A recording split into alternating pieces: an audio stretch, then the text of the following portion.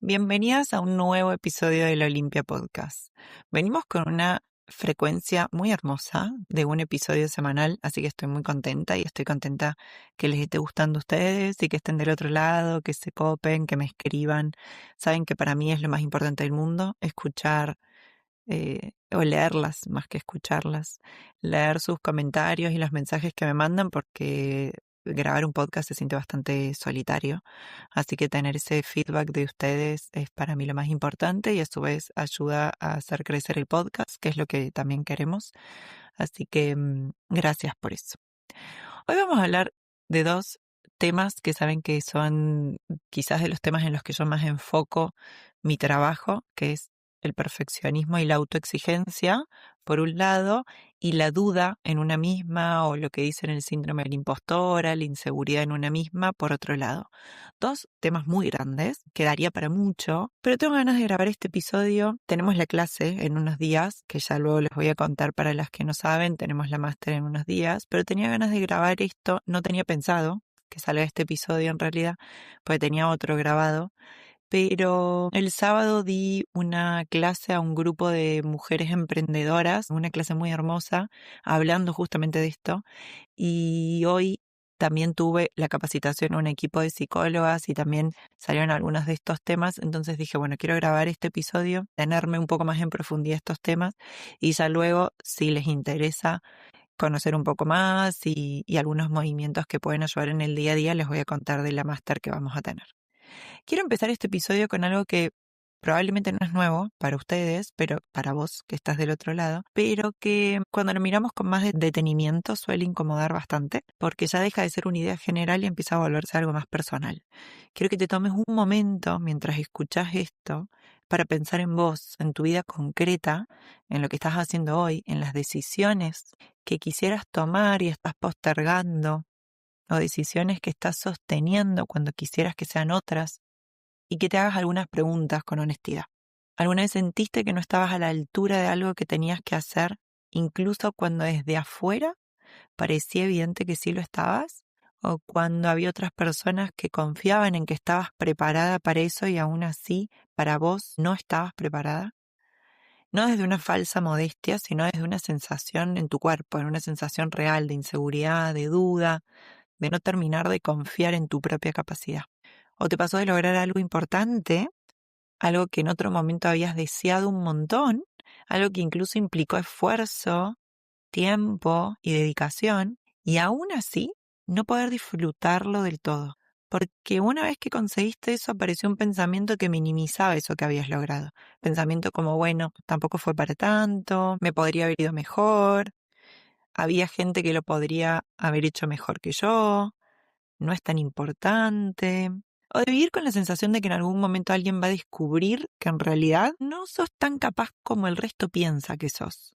Estás en un equipo de trabajo y estás pensando que ellos están monitoreando tus conductas y que en algún momento se van a dar cuenta que no sos tan inteligente, no estás tan capacitada, ni sos tan responsable o tan buena profesional como otros piensan que sos. Como si hubiera una distancia, ¿no?, entre lo que mostrás hacia afuera y cómo te percibís internamente. O también la toma de decisiones. Si te encontraste alguna vez evitando tomar decisiones importantes, no tanto porque no supieras qué querías, porque a veces también me pasa con mujeres que no saben qué quieren, y esto vamos a hablar hoy un poco de eso, pero en este caso porque sentías que no estabas lo suficientemente preparada, que te faltaba algo, que algo más tenías que estudiar, formarte, definir, practicar, que no era el momento ideal, que podrías estar equivocada o que podías equivocarte y eso tendría un costo demasiado alto. O te ha pasado de postergar proyectos, ideas, conversaciones, cambios, no porque no tuvieras ganas, sino por miedo a que no salga bien, a que cometas errores, a no estar a la altura, a exponerte y que eso tenga alguna consecuencia negativa. O por último, si te pasa de que te sentís incómoda cuando alguien te reconoce algo, cuando te felicitan, cuando te dicen que hiciste algo bien, como si en el fondo no fuera del todo cierto, ¿no? Como si no supieras muy bien qué hacer con eso, con ese halago. Pensás que lo hacen porque la otra persona es buena, porque quiere caer bien, porque está medio mintiendo, pero como que no te sentís muy cómoda cuando alguien te reconoce algo. Si algo de esto te suena, aunque sea una parte de esto que estoy diciendo, quiero que te quedes porque lo que quiero que hagamos hoy no es darte ninguna respuesta muy sencilla, sino quiero que vayamos un poquito más profundo, qué es lo que está pasando ahí. Y que puedas quedarte con mucha más información y sacarte algunas dudas que a veces malinterpretamos en nosotras mismas. Y ya voy a hablar de esto. Hoy vamos a hablar de dos grandes cosas, como les dije, y que aparecen un montón en la vida de las mujeres con las que trabajo. Por un lado, el perfeccionismo, y por otro lado, lo que solemos llamar síndrome de la impostora. Y quiero que hagamos algo importante con esto, que es salir de esas definiciones superficiales que hay por todos lados. Y quiero que lo miramos y que nos metamos a hablar de esto como lo que es una forma, un grupo de estrategias o una forma de funcionar que tiene efectos concretos en tu vida, en tus decisiones, en tu bienestar, en tu desarrollo y en la manera que te relacionas con vos misma y con los proyectos en tu vida. Muchas veces me pasa que mujeres que se autoexigen demasiado, y hay muchas de ellas que si me están escuchando van a decir, no, pero yo no me exijo tanto. Y sí, estoy bastante segura de que sí, pero no te conozco. Pero que no lo perciben como un problema. Ni a la dificultad para tomar decisiones, ni la duda constante en sí mismas, ni la autoexigencia o el perfeccionismo. Incluso el perfeccionismo lo perciben como algo positivo, ¿no? Como el ser responsables, el querer hacer las cosas bien, esto de tener estándares altos, o es que soy exigente conmigo misma. Y en sí mismo, nada de eso es problemático, por supuesto. El problema aparece cuando esa exigencia deja de ser una herramienta puntual y pasa a convertirse en la forma principal en la que te manejas en la vida, en la que te evaluás, en la forma en la que te hablas, en la forma en la que te posicionás frente a los cambios, a los desafíos, a las relaciones. Desde la psicología, cuando hablamos de perfeccionismo, no estamos hablando de hacer las cosas bien, de querer hacer las cosas bien, o de querer que las cosas salgan bien. No es de eso. Cuando yo hablo de perfeccionismo, hablo de una estructura muy compleja, donde el valor personal empieza a quedar condicionado al resultado, donde el error se vuelve difícil de tolerar y donde la autoevaluación que nos hacemos se vuelve constante, rígida y muchas veces desproporcionada. Este monitoreo constante que nos hacemos a nosotras mismas para ver qué tan buenas somos, qué tan capaces somos, qué tan inteligentes somos, qué tan responsables somos, y así podría seguir todo el día. Eso significa que no importa cuánto hagas, no importa cuánto avances, no importa cuántos logros tengas, siempre hay algo que podría haber estado mejor. Siempre hay un detalle que no cierra, siempre hay una forma de mirar lo que hiciste desde la insuficiencia. Y esto genera una experiencia que es muy displacentera. Es una experiencia interna bastante particular que muchas mujeres describen como una sensación de no llegar nunca, de estar siempre un paso atrás de lo que deberían estar haciendo, de no terminar de cumplir con un estándar que muchas veces ni siquiera está del todo definido, pero que igual opera con mucha fuerza. Y entramos en los marcos de comparación, de compararnos con otras personas, con otras mujeres, con otras emprendedoras, con otras psicólogas, con otras profesionales. Y esto no aparecen cosas enormes, aparecen situaciones muy concretas del día a día. Por ejemplo, estás por hacer una presentación para el trabajo o mandar un mail en el trabajo y lo revisás varias veces antes de enviarlo, cambiando palabras cada vez que lo revisás, dudando si está bien escrito, de si el tono es el correcto, de si se va a entender. Y aún así cuando lo mandás te quedas con la sensación de que algo podría haber estado mejor. O te proponen algo, una reunión, un proyecto, una oportunidad, una charla, una clase, y tu primera reacción es, no sé si estoy lista, no sé si soy la persona indicada. Capaz hay alguien mejor. ¿Qué vieron en mí? Me falta preparación. O cuando terminas el día con una lista muy grande de las cosas que hiciste, esto van a resonar todas, pero en lugar de ponerte a registrar lo que sí hiciste, aparece la sensación de frustración por lo que no hiciste, por lo que faltó, por lo que deberías haber hecho, ¿no? Esta regla eterna que nos persigue, que es los debería, que tendríamos que, él debería haber hecho esto y él debería haber hecho esto otro. Ese tipo de cosas que parecen muy pequeñas son las que van construyendo esta forma de relacionarnos con nosotras mismas y que es un problema. El síndrome del impostor se instala en ese mismo terreno, que de nuevo no es una categoría clínica para nada, no compremos esa historia porque no es una categoría clínica, no tiene ninguna evidencia de que existe, pero sí describe muy bien un conjunto de conductas que hacemos y un conjunto de experiencias que vemos de una manera muy repetida. Tiene que ver con esta sensación de que a pesar de estar haciendo cosas, de estar avanzando, de estar logrando objetivos, no terminás de sentir que eso está bien hecho o que es realmente tuyo, ¿no? como si hubiera una desconexión entre tu desempeño, como si hubiera una desconexión entre tu desempeño y tu identidad. Entonces podés estar ocupando un lugar, tener un rol, estar desarrollándote profesionalmente, sostener proyectos, liderar equipo incluso, y aún así sentir que en algún momento alguien va a descubrir que no sos tan capaz como parece, que te falta. Y eso, que no se vive como una idea pasajera, se vive como algo constante que aparece sobre todo en momentos, para mí muy importantes en la vida de las mujeres, que son los momentos de exposición, de crecimiento, de cambio, de desafío. Y lo que sucede es que a partir de ahí, lo que sucede ahí es muy importante. Porque cuando aparece esa duda sobre una misma, lo que muchas veces sigue, a veces no es frenar, no es paralizarte, sino que es intentar compensarla. Y esto se va a tocar con autoexigencia. Esa compensación toma formas bastante reconocibles, como es trabajar más de lo necesario, prepararte en exceso, tomar más cursos y más formaciones, revisar todo una y otra vez, postergar decisiones hasta sentir que todo está bajo control. En algún momento va a estar bajo control, en algún momento me voy a sentir lista, entonces recién ahí voy a poder tomar esta decisión.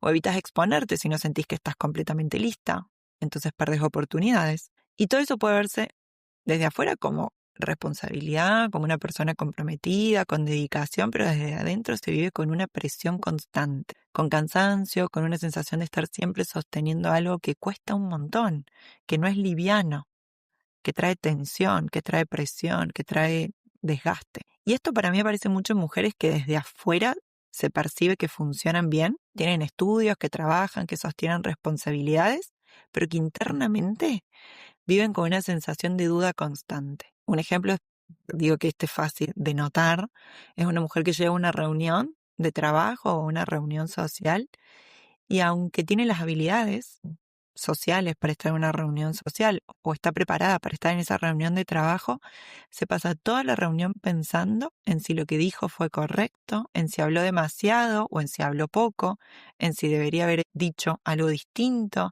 o si debería haber hecho algo distinto. El monitoreo constante en nosotras mismas. O alguien que recibe una invitación, una oportunidad, y en lugar de sentirse capaz empieza a pensar que va a quedar expuesta, que corre riesgo, que en algún momento se va a notar que no está a la altura. O incluso en cosas más cotidianas, como sentir que no sabes lo suficiente para empezar algo que en realidad ya podrías estar haciendo hace tiempo, porque incluso dudaste en hacerlo y luego ves a alguien que lo está haciendo y decís, yo tengo esas habilidades, ¿por qué no lo empecé yo? O por ejemplo, decisiones que postergas durante años, mujeres que saben que quieren cambiar de trabajo, pero no lo hacen porque sienten que todavía no están preparadas, que les falta algo, que no es el momento. Mujeres que se quieren mudar o quieren hacer un gran cambio, como puede ser el cambio de país, y sienten que no van a poder, que les falta algo, que ellas no son capaces. O mujeres que tienen ideas, que tienen proyectos, que tienen ganas de hacer algo propio, pero que no lo empiezan porque no lo ven suficientemente claro. O porque sienten que deberían estar más armado todo antes de dar el primer paso. O en lo cotidiano, como no animarnos a decir algo en una reunión, o proponer una idea, no pedir algo que necesitamos, o por miedo a equivocarnos, no dar ese paso que queremos dar, hacernos más chiquitas, ocupar menos espacios, poner menos límites, pedir menos cosas. Y eso va limitando nuestra vida de formas muy, muy concretas. Por eso hay algo que me importa decir esto. Y quiero empezar diciendo esto antes de irnos a movimientos importantes. Lo primero es que esto no es un rasgo de personalidad fijo. No es que somos así, no es algo que viene con nosotras de fábrica. Es una manera aprendida. Es un patrón aprendido que tiene historia, que tiene un contexto, que tiene sentido en función de lo que cada una vivió. Muchas veces empieza en entornos donde el reconocimiento está condicionado al rendimiento, donde el error tenía consecuencias.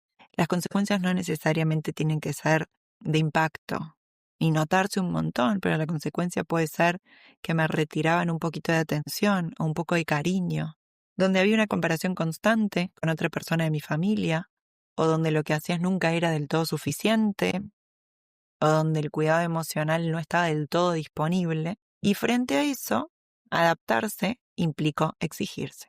Rendir, cumplir, implicó aprender a hacer más, a hacerlo mejor, a no equivocarse, a no molestar, a llegar. En su momento eso pudo haber sido una forma de protegernos, pero en la adultez ese mismo patrón empieza a tener otros efectos. Y acá es donde quiero detenerme con más profundidad.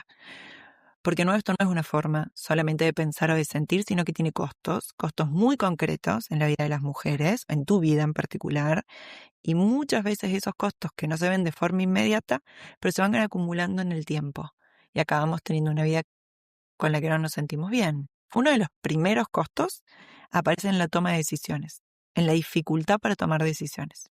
Tomar decisiones es una de las habilidades más importantes a entrenar. Si la base desde donde me estoy vinculando conmigo misma es la duda, la inseguridad, el autoescrutinio y la sensación de que podés equivocarte, decidir deja de ser algo relativamente natural y empieza a convertirse en un proceso muy cargado de tensión. Ya no solo que tengo que elegir entre dos opciones, sino que todo aparece alrededor de esa elección, se siente displacentero. Y aparece esta necesidad de estar segura, del miedo a equivocarme, de la sensación de que hay una opción correcta que debería encontrar, que hay una única decisión correcta, o la dificultad para confiar en tu propio criterio. Y eso se empieza a ver en cosas muy concretas en el día a día. Por ejemplo, decisiones que en otro contexto podrían ser simples y se vuelven largas, cargadas de análisis y de consulta externa, como elegir si hacer o no un curso y pasarte días preguntando a distintas personas qué harían ellas en tu lugar, buscando incluso convencer sin ningún sentido, porque es una decisión tuya, pero te encontrás como dando los argumentos para que la otra persona te apoye, o leyendo opiniones, buscando validación externa, como si hubiera una respuesta correcta afuera y no una decisión que tiene que ser tuya. O consultar con tu pareja cosas que en realidad son tuyas. Y no, de nuevo, no porque no tengamos que compartirlo, sino porque lo hacemos desde un lugar que necesitamos que alguien más nos diga que está bien, que es una buena decisión, que tiene sentido. Dudás antes de mandar un mensaje, de responder algo, de tomar una postura y acabar preguntando, ¿vos qué harías en mi lugar? ¿O te parece que está bien así? En situaciones donde en realidad no necesitas esa validación para actuar, porque es algo tuyo, personal. Incluso en decisiones muy pequeñas, como organizar tu día, elegir qué priorizar, definir por dónde empezar. Y aparece esa sensación de no saber si estás eligiendo bien, de estar todo el tiempo revisando si podrías haber hecho algo distinto en el día a día. Esto agota y tiene un costo muy grande en la autonomía. Cada vez que delegas una decisión que es tuya, cada vez que estás necesitando aprobación externa para avanzar, cada vez que postergas una elección esperando sentirte más segura, lo que se va debilitando es tu confianza en vos misma, en tus decisiones, entrenar el músculo de la toma de decisiones y del contacto con las consecuencias de mis decisiones. Esto sostenido en el tiempo empieza a impactar en decisiones más grandes, como puede ser cambios de trabajo o proyectos que no empezamos, conversaciones que evitamos tener y acabamos en relaciones en las que nos sentimos insatisfechos, o caminos que no elegimos más por seguridad, caminos que sí elegimos más por seguridad que por deseo. Y pasan los años y entonces sigue apareciendo esta idea que muchas dicen, bueno, pero ya llevo 10 años en esta relación, o ya llevo 15 años siendo abogada, o llevo 5 años viviendo en este país, ¿no? Y entonces postergamos decisiones y luego con el paso del tiempo son decisiones que se sienten más difíciles de tomar. Y hay algo más que me parece importante, que es cuando decidir se vuelve tan difícil, muchas veces lo que termina pasando no es que no decidís, sino que decidís desde el miedo. Elegís lo que parece más seguro, lo que genera menos incomodidad inmediata, o lo que está más validado por otros, y eso a largo plazo también tiene un costo, porque empezás a construir una vida que no necesariamente está alineada con lo que querés, sino con lo que fue más fácil de sostener sin tanto conflicto interno, o más bien externo, porque interno probablemente aparece de nuevo la sensación de frustración, de falta de motivación, de culpa, de enojo, pero como sentimos que fue una decisión que tuvo menos conflicto externo porque tuvo más validación de afuera, o porque fue lo que la gente me apoya más con esto que con lo otro. Y entramos en un loop, en la sensación de estar un poco lejos de lo que nos gustaría, de no terminar de entender cómo llegamos a donde estamos, o de sentir que aunque todo esté bien, algo no termina de cerrar, no me termino de sentir bien donde estoy. Otro costo muy claro aparece en la forma en la que trabajamos. Mujeres que funcionan desde la autoexigencia son altamente productivas, por supuesto, hacen un montón, resuelven, sostienen múltiples responsabilidades, lo hacen desde un lugar de exigencia constante, que no es sostenible, vamos a decir, en un mundo interno, en el tiempo. Tienen dificultad para parar, tienen dificultad para desconectar, tienen una sensación permanente de que hay algo más que hacer, tienen el sistema de alerta encendido permanentemente. Y con eso trae ansiedad, trae nervios, trae desgaste, un desgaste que no siempre se registra como tal, porque está tan naturalizado, pero que se empieza a ver en el cuerpo, en la energía, en la motivación, en la dificultad incluso para disfrutar lo que logramos, o impacta en los vínculos, porque cuando una duda de una misma, muchas veces nos posicionamos desde un lugar donde nos cuesta priorizarnos, te cuesta poner límites, te cuesta expresar lo que necesitas, entonces aparece la tendencia a adaptarte, o a hacer más de lo que te corresponde, o a sostener situaciones que no son del todo recíprocas, y eso es más coherente con una lógica donde el valor personal está en duda y donde el esfuerzo se vuelve una forma de sostener ese valor, salvo a compensar permanentemente. La sensación de dudas conmigo misma, de inseguridad, o la dificultad de toma de decisiones que carga a otros vínculos. Y otro costo, que es más silencioso, pero que es muy importante, tiene que ver con el disfrute, incluso en el día a día. Cuando todo pasa por el filtro de la exigencia, incluso lo que logras pierde peso. No hay tiempo para integrar, no hay registro real de lo que hiciste, no hay pausa. Y apenas terminas algo, ya estás pensando en lo siguiente. Lográs algo que quizás te tomó años incluso, o meses, o muchas horas, pero pensemos en objetivos importantes y no los podés disfrutar. O terminás algo importante y en lugar de parar lo que aparece es, bueno, ¿ahora qué sigue? ¿No? Ahora sigo con lo que sigue. Te vas de vacaciones y no logras desconectar porque la cabeza sigue en todo lo pendiente.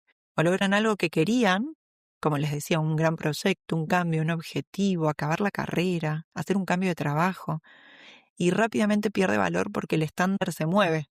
Y eso genera una sensación bastante persistente de vacío, como si nada terminara de alcanzar.